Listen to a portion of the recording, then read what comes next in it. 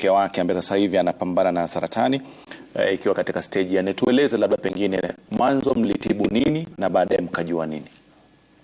Kwa majina naitwa Pius Obuka. Mimi ni caregiver Maximela Onyango ambapo ni bibi yangu. Alianza ugonjeka mwaka 2019 na uvimbe sehemu za siri. Tukienda kwa hospitali tulikuwa tunaambiwa kwamba ni uvimbe ambapo wachi iwe kubwa watakata, wanampatia tembe Busia. Inapoa, inakaa, inarudi, naende hivi hivyo.